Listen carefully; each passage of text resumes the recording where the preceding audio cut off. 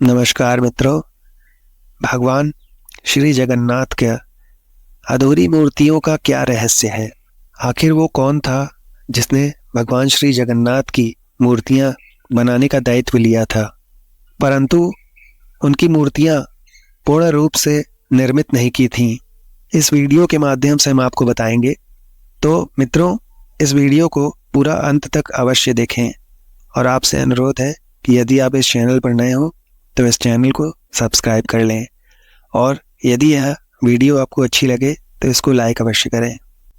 भगवान जगन्नाथ की पौराणिक कथा। एक बार भगवान श्री कृष्ण सो रहे थे और निद्रावस्था में उनके मुख से राधा जी का नाम निकल रहा था। पटरानियों को लगा कि वे सब प्रभु की इतनी सेवा करती हैं, परंतु प्रभु को सबसे ज़्यादा राधा जी का ही स्मरण क्यों रहता है। रुक्मिणी जी और अन्य रानियों ने रोहिणी जी से राधा रानी और श्री कृष्ण के प्रेम और ब्रज लीलाओं का वर्णन करने की प्रार्थना की। अब रोहिणी जी ने कथा सुनाने की हामी तो भर दी, लेकिन ये भी कहा कि श्री कृष्ण और बलराम को इसकी भनक न मिले। तय हुआ कि सभी रानियों को रोहिणी जी एक गुप्त स्थान पर कथा सुनाएंगी। वहां पर कोई और बिल्कुल भी नहीं आना चाहिए। इसके लिए सुभद्रा जी को पहरा देने के लिए मना लिया गया। सुभद्रा जी को ये आदेश मिला कि वो स्वयं श्री कृष्ण या बलराम वहां पर आ भी जाए तो उन्हें अंदर ना आने दे। माता ने कहा सही होगा और रोहिणी जी ने कथा सुनाना आरंभ किया। सुभद्रा द्वार पर तैनात थीं। थोड़ी देर में श्री कृष्ण और बलराम वहां आ पहुंचे। सुभद्रा ने उन्हें अंदर आने से रोक दिया। इससे भगवान श्री कृष्ण को कुछ संदेह हुआ। वो बाहर से ही अपनी सूक्ष्म शक्ति द्वारा अंदर की रोहिणी माता द्वारा वर्णित ब्रज लीलाओं को आनंद लेकर सुनने लगे और बलराम जी भी इस कथा का आनंद लेने लगे। कथा को सुनते सुनते श्री कृष्ण, बलराम और सुभद्रा के हृदय में ब्रज के प्रति एक अद्भुत प्रेम भाव उत्पन्न हुआ। उस भाव में उनके हाथ पैर सिकुड़ने लगे जैसे वो बाल्यकाल में थे। तीनों राधा जी की कथा में ऐसे भाव विभोर हो गए कि मूर्ति के समान जड़ प्रतीत होने लगे। बड़े ध्यान से देखने पर भी उनके हाथ पैर दिखाई नहीं देते थे।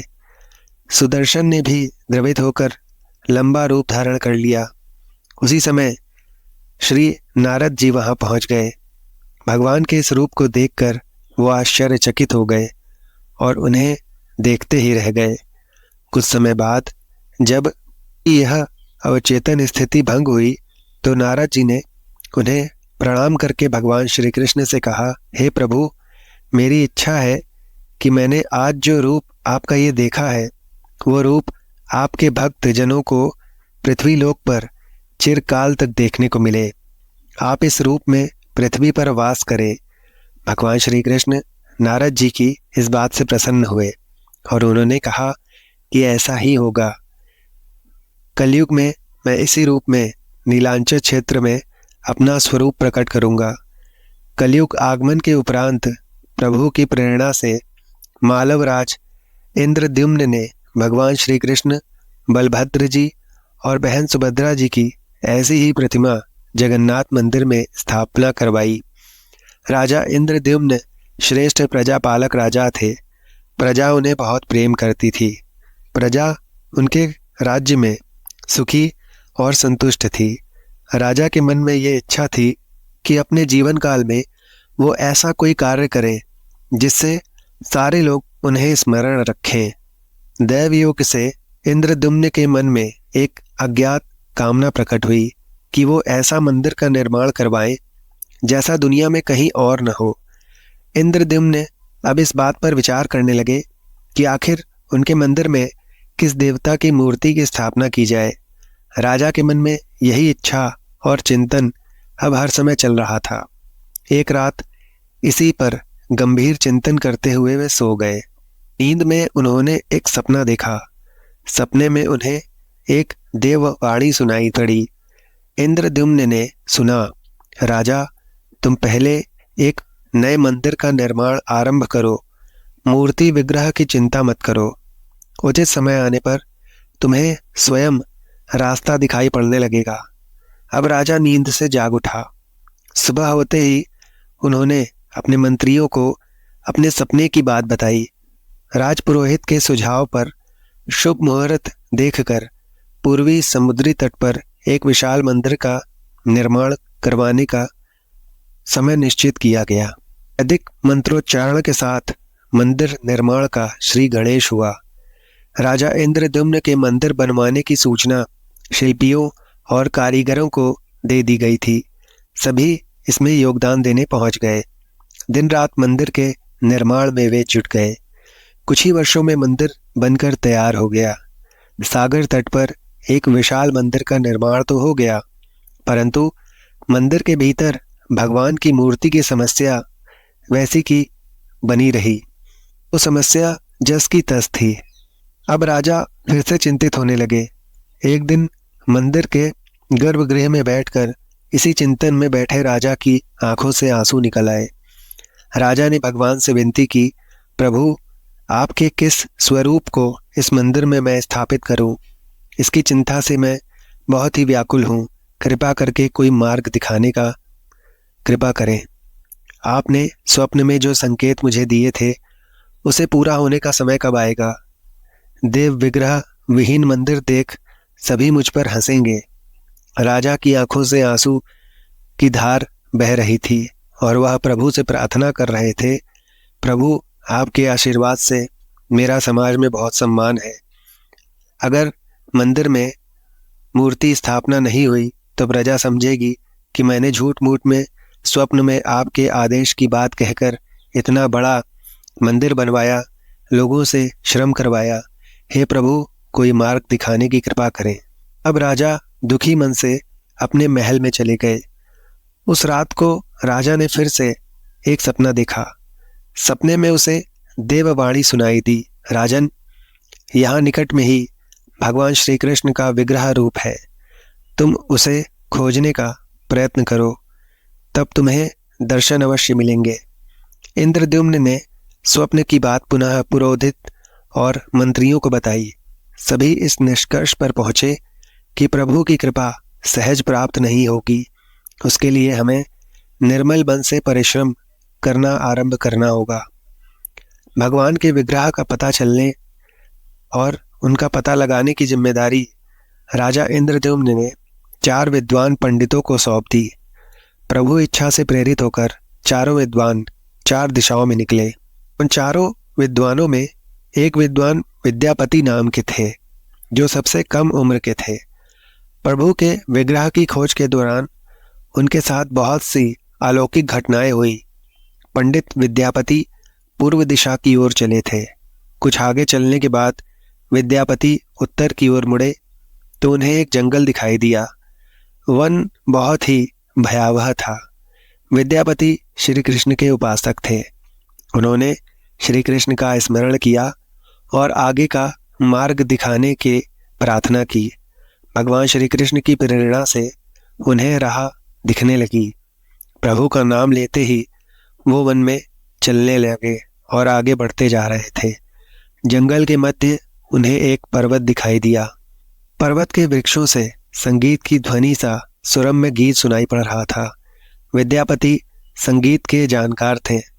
उन्हें वहाँ मृदंग, बंसी और करताल की मिश्रित ध्वनि सुनाई दे रही थी। यह संगीत उन्हें दिव्य लगा। संगीत की लहरों को खोजते विद्यापति आगे बढ़ते चले। बहुत जल्दी ही पहाड़ी की चोटी पर वो पहुंच गए।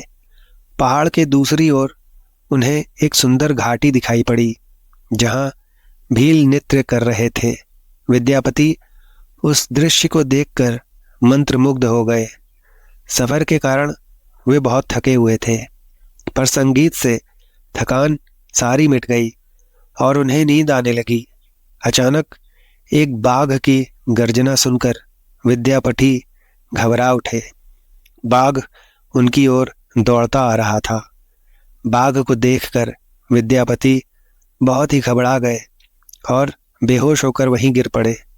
बाघ विद्यापति पर आक्रमण करने ही वाला था कि तभी एक स्त्री ने बाघ को पुकारा। बाघा! उस आवाज को सुनकर बाघ मौन खड़ा हो गया। स्त्री ने उसे लौटने का आदेश दिया तो बाघ लौट भी गया। बाघ उस स्त्री के पैरों के पास ऐसे लौटने लगा जैसे कोई बिल्ली पुचकार सुनकर खेलने लगती है। युवती बाघ की पीठ को प्यार से थपथपाने लगी और बाघ स्नेह से लौट रहा था। वह स्त्री वहां मौजूद स्त्रियों में सर्वाधिक सुंदर थी। वो भीलों के राजा विश्वासु इकलौती पुत्री ललिता थी। ललिता ने अपनी सेविकाओं को अचेत विद्यापति की देखभाल के लिए वहां भेजा। सेविकाओं ने झरने से जल लेकर विद्यापति पर छिड़का। कुछ देर बाद विद्यापति की चेतना वापस आई। उन्हें जल पिलाया गया। विद्यापति ये सब देखकर कुछ आश्चर्य में थे। ललिता विद्यापति के पास आई और पूछा कि आप कौन हैं और भयानक जानवरों से भरे इस वन में आप पहुंचे कैसे? यहाँ आने का आपका क्या प्रयोजन है? मुझे बताइए ताकि मैं आपकी सहायता कर सकूं। विद्यापति के मन से बाघ का भय पूरी तरह अभी गया नहीं था। ललिता ने यह बात भांप ली और उन्हें सांत्वना देते हुए कहा, विप्रवर, आप मेरे साथ चलिए। जब आप स्वस्थ हों तब अपने लक्ष्य की ओर प्रस्थान करें। विद्यापति ललिता के पीछे पीछे उनकी बस्ती की तरफ चल दिए। वहां पहुंचकर विद्यापति भीलों के राजा विश्वावसु से मिले और उन्हें अपना परिचय दिया। विश्वावसु विद्यापति जैसे विद्वानों से मिलकर बड़े प्रसन्न हुए। विश्वावसु के अनुरोध पर विद्यापति कुछ दिन वहां अतिथि बनकर भी रुके। वो भीलों को धर्म और ज्ञान का उपदेश देने लगे। उनके उपदेशों को विश्वावसु तथा ललिता बड़ी रुचि के साथ सुनते थे। ललिता के मन में विद्यापति के लिए अनुराग पैदा हो गया। विद्यापति ने भी ये भांप लिया था कि ललिता जैसी सुंदरी को उनसे प्रेम हो गया है। किंतु विद्यापति एक बड़े कार्य के लिए निकले थे। अचानक एक दिन वो बीमार हो गए। ललिता ने उनकी सेवा शुश्रूषा की। इसके कारण विद्यापति के मन में भी ललिता के प्रति प्रेम भाव पैदा हो गया। विश्वावसु ने प्रस्ताव रखा कि विद्यापति ललिता से विवाह कर लें। विद्यापति ने इसे स्वीकार कर लिया। कुछ दिन दोनों के सुखमय पल बीते। ललिता से विवाह करके विद्यापति प्रसन्न तो थे, पर जिस महत्वपूर्ण कार्य के लिए वो आए थे अभी भी वो अधूरा ही था। यही चिंता उन्हें बार बार सता रही थी। इस बीच विद्यापति को एक विशेष बात पता चली। विश्वावसु हर रोज सवेरे उठकर कहीं चला जाता था और सूर्योदय के बाद ही लौटता था। कितनी भी विकट स्थिति हो, उसका यह नियम कभी नहीं टूटता था। विश्वावसु के इस व्रत पर विद्यापति को आश्चर्य हुआ। उनके मन में इस रहस्य को जानने की इच्छा हुई। आखिर विश्वावसु जाता कहाँ है? एक दिन विद्यापति ने ललिता से इस संबंध में पूछा। ललिता यह सुनकर सहम गई। विद्यापति ने ललिता से उसके पिता द्वारा प्रतिदिन सुबह किसी अज्ञात स्थान पर जाने और सूर्योदय के पूर्व लौट आने का रहस्य पूछा। विश्वावसु का यह नियम किसी भी हाल में नहीं टूटता था, चाहे कितनी भी विकट परिस्थिति क्यों न आ जाए। ललिता के सामने धर्म संकट आ गया। वह पति की बात को ठुकरा नहीं सकती थी, लेकिन विद्यापति जो पूछ रहा था वह उसके वंश की गोपनीय परंपरा से जुड़ी हुई बात थी, जिसे उसको बताना, यह राज उसके सामने खोलना संभव नहीं था। ललिता ने कहा, स्वामी, यह हमारे कुल का एक रहस्य है जिसे किसी के सामने खोला नहीं जा सकता, परंतु आप मेरे पति हैं और मैं आपको कुल का पुरुष मानते हुए जितना संभव है उतना बताती हूँ। यहाँ से कुछ दूरी पर एक गुफा है जिसके अंदर हमारे कुल देवता हैं। उनकी पूजा हमारे सभी पूर्वज करते आए हैं। ये पूजा निर्बाध चलनी चाहिए। उसी पूजा के लिए पिताजी रोज सुबह नियमित रूप से जाते हैं। विद्यापति ने ललिता से कहा कि वह भी उनके कुल देवता के दर्शन करना चाहते हैं। ललिता बोली, यह संभव नहीं है। हमारे कुल देवता के विषय में किसी को जानने की इच्छा है, यह सुनकर मेरे पिता क्रोधित हो जाएंगे। अब विद्यापति की उत्सुकता इस विषय में बढ़ती जा रही थी। वो तरह तरह से ललिता को अपने प्रेम की शपथ देकर उसे मनाने लगा। आखिरकार ललिता ने कहा कि वह अपने पिताजी से विनती करेगी कि वह आपको देवता के दर्शन करा दें। मित्रों, ललिता ने पिता से सारी बात कह दी, जिससे वो क्रोधित हो गए।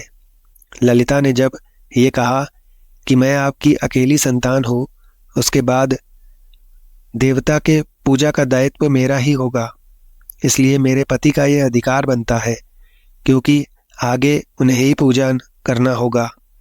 विश्वावसु इस तर्क के आगे झुक गए।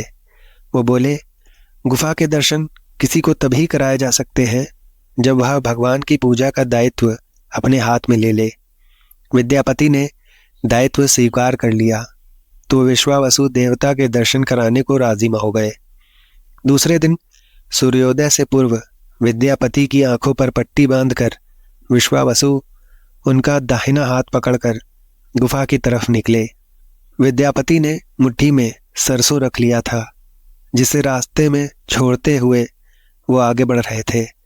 गुफा के पास पहुंचकर विश्वावसु रुके और गुफा के पास पहुंच गए। विश्वावसु ने विद्यापति की आंखों की काली पट्टी खोल दी। उस गुफा में नीले रंग का प्रकाश चमक उठा। हाथों में मुरली लिए भगवान श्री कृष्ण का रूप विद्यापति को दिखाई दिया। विद्यापति उस रूप को देखकर आनंद मग्न हो गए। उन्होंने भगवान के दर्शन किए। दर्शन के बाद विद्यापति तो जैसे मंत्रमुग्ध हो गए और वहां से कहीं भी नहीं जाना चाहते थे, पर विश्वावसु ने लौटने का उन्हें आदेश दिया। फिर उनकी आंखों पर फिर से पट्टी बांधी और वो दोनों वहां से लौट पड़े। लौटने पर ललिता ने विद्यापति से पूछा। विद्यापति ने गुफा में दिखे उस अलौकिक दृश्य के विषय में अपनी पत्नी को बताना भी उचित नहीं समझा। वो उसे टाल गए। ये तो जानकारी हो चुकी थी कि विश्वावसु श्री कृष्ण की मूर्ति की पूजा करते हैं।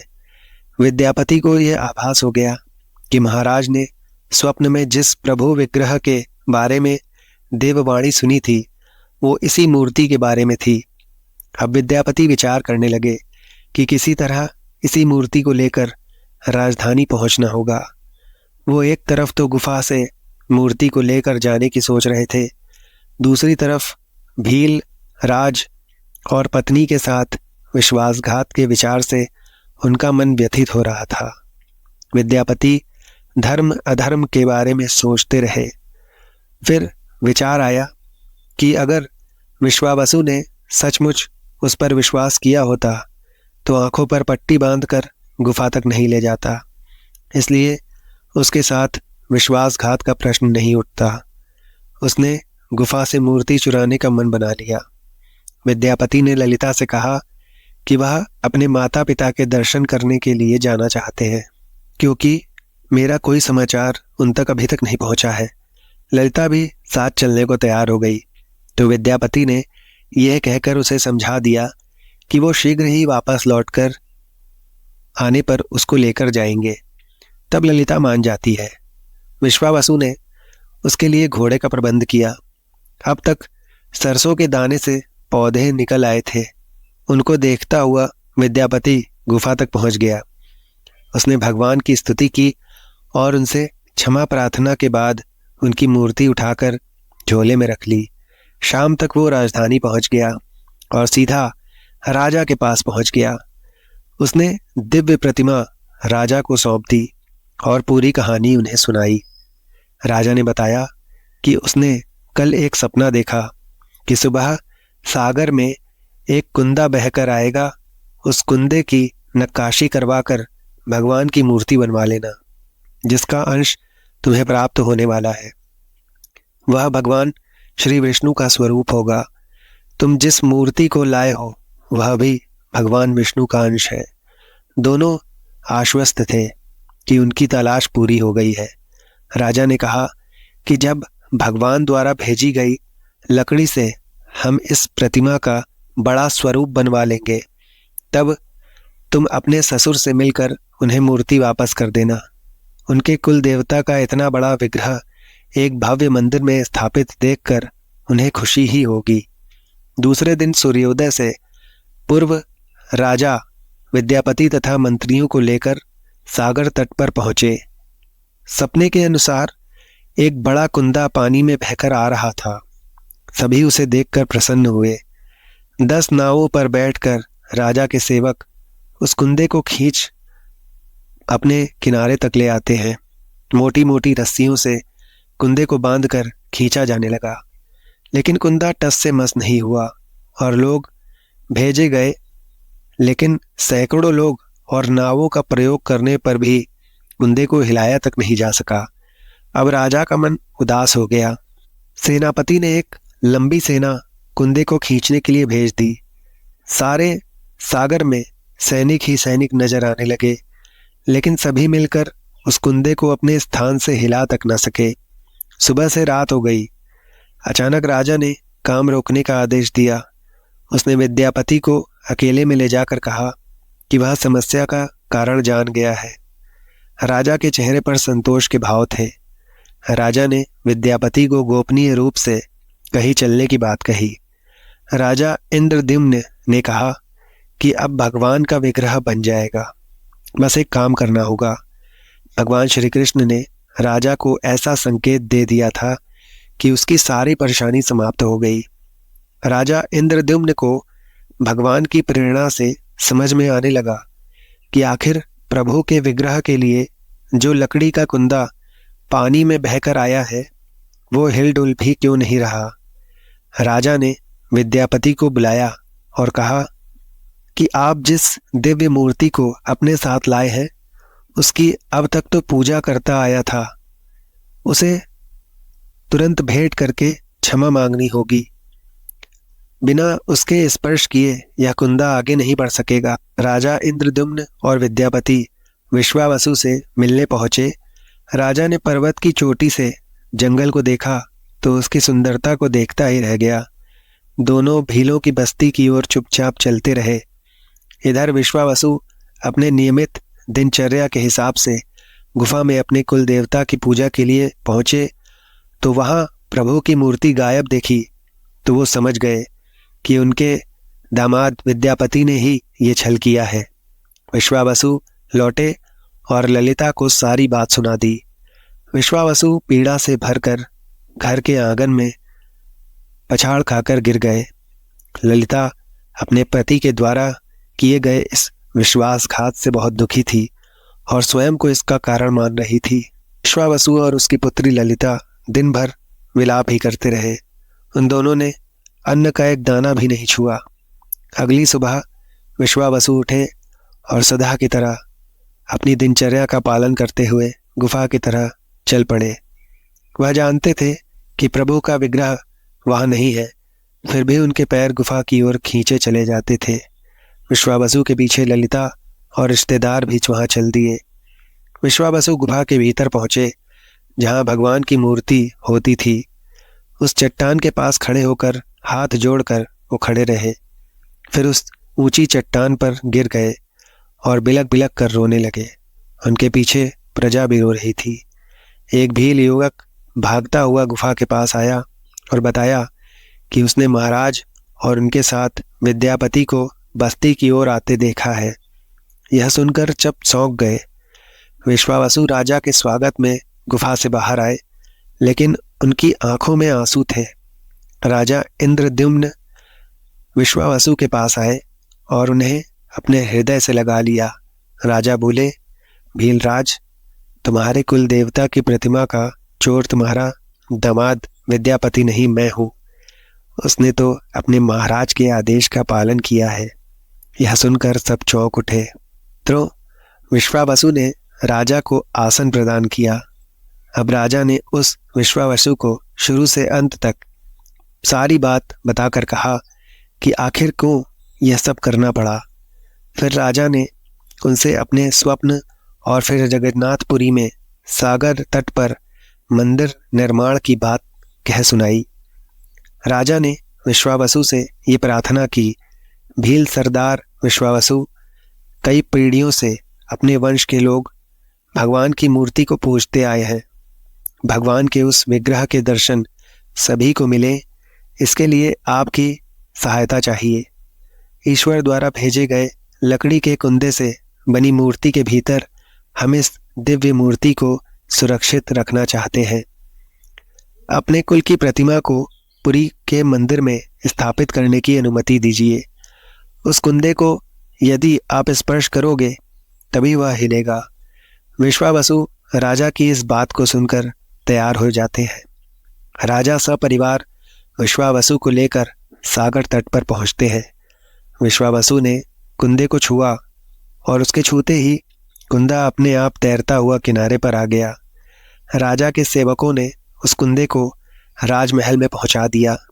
अगले दिन मूर्तिकारों और शिल्पियों को राजा ने बुलाकर मंत्रणा की कि आखिर इस कुंदे को किस प्रकार देव मूर्ति में परिवर्तित करना है और कैसे ये शुभदायक होगा। मूर्तिकारों ने कह दिया कि वो पत्थर की मूर्तियां बनाना तो जानते हैं, लेकिन लकड़ी की मूर्ति बनाने का उन्हें ज्ञान नहीं है। एक नए विघ्न के पैदा होने से राजा फिर चिंतित हो गए। उसी समय वहां एक बूढ़ा व्यक्ति आया। उसने राजा से कहा, इस मंदिर में आप भगवान श्री कृष्ण को उनके भाई बलभद्र तथा बहन सुभद्रा के साथ विराजमान करें। इस दैव योग का यही संकेत है। राजा को उस बूढ़े व्यक्ति की बात से सांत्वना तो मिली, लेकिन समस्या यह थी कि आखिर मूर्ति बने तो बने कैसे। उस बूढ़े व्यक्ति ने कहा कि मैं इस कला में कुशल हूँ, मैं इस पवित्र कार्य को पूरा अवश्य करूँगा और मूर्ति बनाऊँगा, पर मेरी एक शर्त है। राजा प्रसन्न हो गए और उनकी शर्त पूछी। उस बूढ़े शिल्पीकार ने कहा, मैं भगवान की मूर्ति का निर्माण का कार्य एकांत में करूँगा। मैं ये काम बंद कमरे में करना चाहता हूँ। कार्य पूरा करने के बाद मैं स्वयं दरवाज़ा खोलकर बाहर आऊँगा। इस बीच कोई मुझे बुलाए नहीं। राजा इस बात से सहमत तो थे, लेकिन उन्हें एक चिंता हुई। वे बोले, यदि कोई आपके पास नहीं आएगा तो ऐसी हालत में आपके खाने पीने की व्यवस्था कैसे होगी। शिल्पी ने कहा, जब तक मेरा कार्य पूर्ण नहीं होता है मैं कुछ खाता पीता नहीं हूँ। राज मंदिर के एक विशाल कक्ष में उस बूढ़े शिल्पीकार ने स्वयं को 21 दिनों के लिए बंद कर लिया और काम शुरू कर दिया। भीतर से आवाजें आती रही। महारानी गुंडीचा देवी दरवाजे से कान लगाकर अक्सर छेनी हथौड़े के चलने की आवाजें सुना करती थी। महारानी रोज की तरह कमरे के दरवाजे से कान लगाए खड़ी थीं। अभी 15 दिन बीते थे कि उन्हें कमरे से आवाज़ सुनाई पड़नी बंद हो गई। जब मूर्तिकार के काम करने की कोई आवाज़ नहीं मिली तो रानी चिंतित हो गई। उन्हें लगा कि वो बूढ़ा शिल्पीकार कुछ खाता पीता भी नहीं है, कहीं उसके साथ कुछ अनिष्ट न हो गया हो। व्याकुल होकर रानी ने दरवाजे को धक्का देकर खोला और अंदर झांक कर देखा। महारानी गुंडीचा देवी ने इस तरह मूर्तिकार को दिया हुआ वचन भंग कर दिया था। मूर्तिकार अभी मूर्तियां बना रहा था, परंतु रानी को देखते ही वो अदृश्य हो गया। मूर्ति निर्माण का कार्य अभी तक पूरा नहीं हुआ था। हाथ पैर का निर्माण पूर्ण नहीं हुआ था। उस बूढ़े शिल्पीकार के रूप में स्वयं देवताओं के शिल्पी भगवान विश्वकर्मा आए थे। उनके अदृश्य होते ही मूर्तियां अधूरी ही रह गईं। इसी कारण आज भी यह मूर्तियां वैसी ही हैं। उन प्रतिमाओं को ही मंदिर में स्थापित कराया गया। कहते हैं विश्वावसु संभवतः उस जरा बहेलिये का वंशज था जिसने अनजाने में ही भगवान कृष्ण की हत्या कर दी थी। विश्वावसु शायद श्री कृष्ण के पवित्र अवशेषों की पूजा करता था। ये अवशेष मूर्तियों में छिपा कर रखे गए थे। विद्यापति और ललिता के वंशज, जिन्हें दैत्यपति कहते हैं, उनका परिवार ही यहाँ अब तक पूजा करता रहा है। तो मित्रों, भगवान श्री जगन्नाथ की ये पौराणिक कथा आपको कैसी लगी हमें कमेंट में अवश्य बताएं। यदि यह कथा आपको अच्छी लगी हो तो इस वीडियो को लाइक अवश्य करें। यदि इस चैनल पर आप नए हो तो इस चैनल को सब्सक्राइब कर लें। धन्यवाद मित्रों।